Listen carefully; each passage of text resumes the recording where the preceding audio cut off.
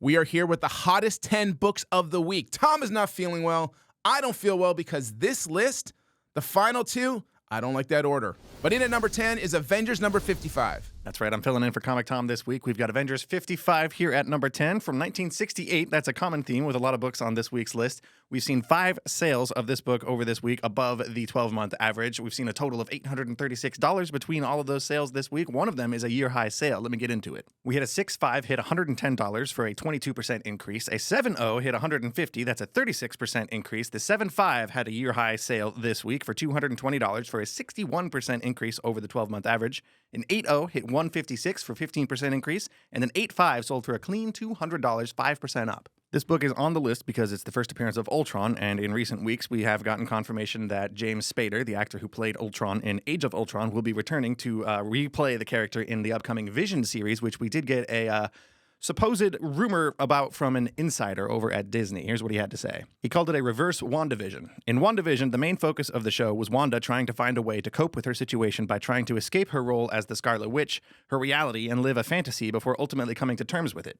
This time around, Vision wants to dive deeper into his origins and his reality from the get-go to fill the gaps in his memory, and then it will progress more fantastical as the show progresses. If you like what we do here, hit that like, hit that subscribe, hit that notification bell.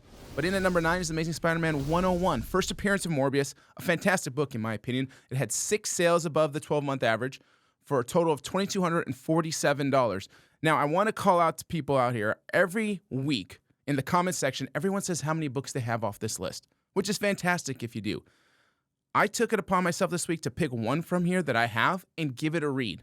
Guys, if you have these books, pick one, read it, comment down below what you thought, what you read, and let us know. But let's take a look at some of these numbers. We had a 4.0 sale up 3% for $189, a 5.0 sell up 6% for $225, a 7.0, 420, that's up 13%, the 7.5 up 9%, and the 8.0 is up 8% for $653. These are nominal gains. And this book may be buzzing because of the buzz of the Sinister Six, but it's still a Spidey key. And what I'm seeing is that the prices have gone to a point where people are starting to jump in on their keys. And that's why we're seeing a little bit more variety every week with premiere issues and key appearances shifting around weekly. Every single week we get this list from Key Collector Comics. That's the app where you can, honestly, there's way too much info on there for me to even start to explain all of it to you, but this is one of the categories on the app every single week. The Hot 10 Comics comes out every Monday, so you can even beat us to the punch. You can get these numbers and these books all before the video even comes out. Use code TOM101 to get a free 2-week trial of the paid version of the app, but honestly, there's a whole bunch on there, even in the free version. If you haven't yet, go download it, check it out. You can lose a lot of time and hours in that rabbit hole. Up next at number 8, we got Silver Surfer issue number 1 from 1968. The first solo Silver Surfer issue. We have 5 sales that trended over the 12-month average this past week for a total of $13,975.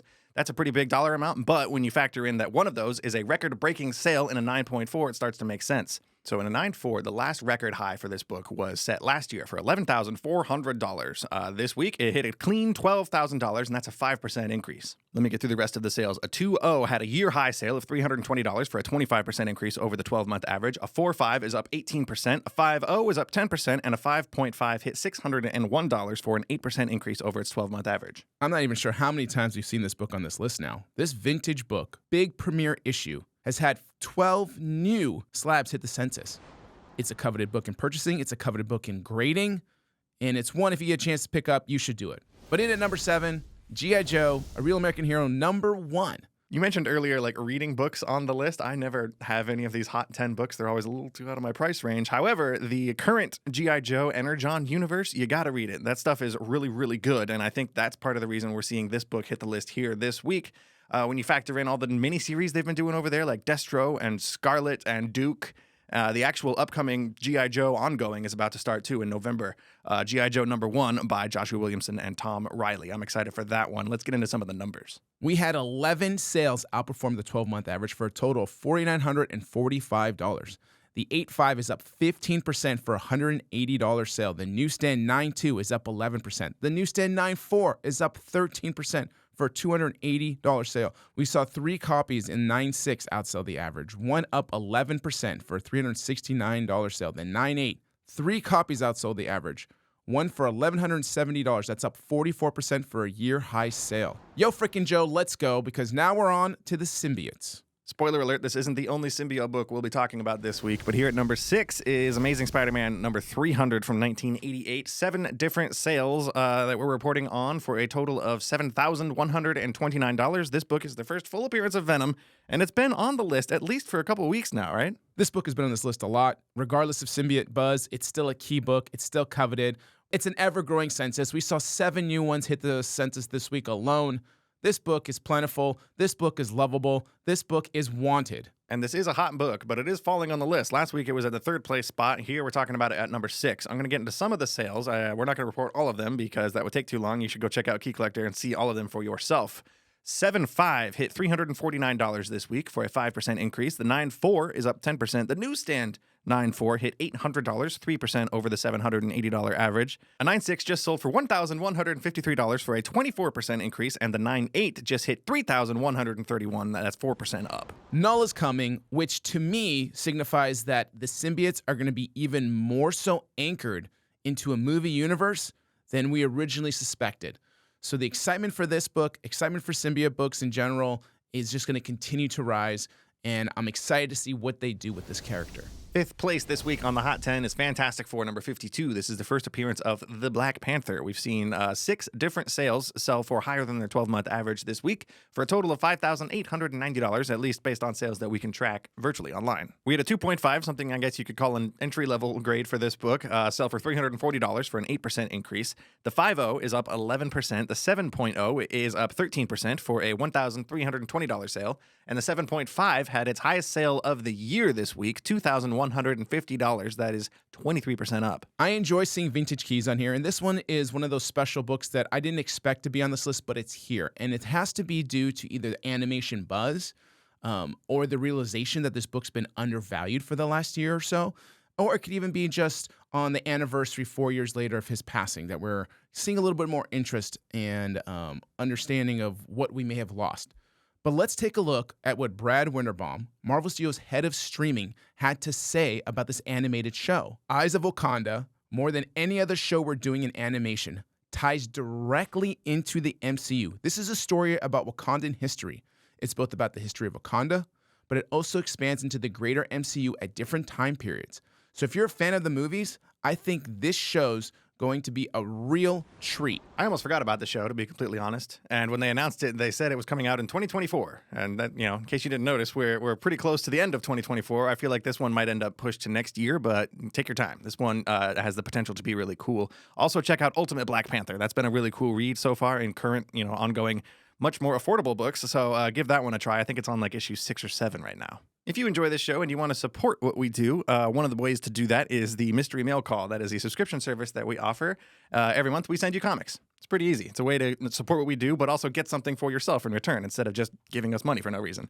One of the exclusives that we have in the October Mystery Mail Call is going to be NYX #1, written by my favorite writing team, Colin Kelly and Jackson Lansing. However, this exclusive variant cover, is done by Peach Momoko, and it's got NYX, X23 Laura Kinney right there on the front. In at 4 is back-to-back titles. Fantastic Four number 48. This is the first appearance of the Silver Surfer, first cameo appearance of Galactus. We had 6 sales outside the 12-month average for a total of $12,365. Let's take a look at the 3.0, which sold up 2% for $760. The 5.0 is up 4% for $1,250. The 6.0 up 8% with an $1,835 sale. The 6.5 up 12%.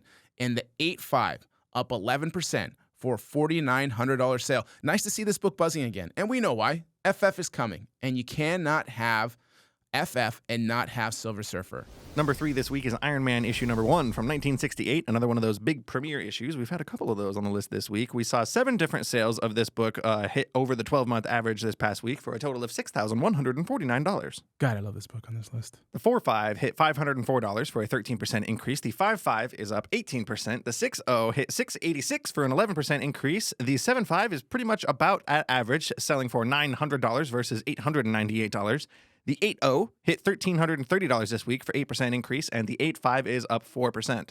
And honestly, I think this is the Fortnite effect on this character, on this book. We've been talking about the Fortnite effect, spiking up Gwenpool books a lot lately, and War Machine and Iron Man has now been added to this whole Marvel event that's been happening over in that game. So why not Iron Man? And let's not forget, this cover is probably the coolest of all the big premiere cover issues from that time frame. But in at number 2, Venom number 3. We're talking symbiotes again. And how this book is not going to be our number 1, which, stick around, you're about to hear what it is absolutely shocking to me. We had 38 sales of this book above the 12-month average, all cover A only, for a total of $6,925. Let's look at these numbers. A 9.4 up 17% for a $130 sale. We saw 11 copies outsell the average. 196 up 75%. That's a year-high sale for $235. 26 outsold the average in a 9.8. One for $320, that's up 63% for another year-high sale. Let's talk about some of these variants. They aren't cover A, but here we go. The 1 in 25 Melina variant. A 9.8 sold for $385, that's up 25%. The second printing, 9.8, sold up 26% for a year-high sale of $103. And the third printing, 9.8, up 34% for $400. Now, I'm fresh off the trending video that we just filmed where, I feel like half of those books at least were all Null symbiote related because of the new trailer that we got for Venom the Last Dance, confirming that Null would be appearing in this movie. And I'm a little surprised to see this book here all the way on the Hot 10. I am also surprised that it's at number 2 and that there is a book that is even higher than this one this week. And here we are, finally at the end, coming in number 1. But before we get there, Ryan, where can they find you? Ryan, yes, that's my name. Thanks, Jeff.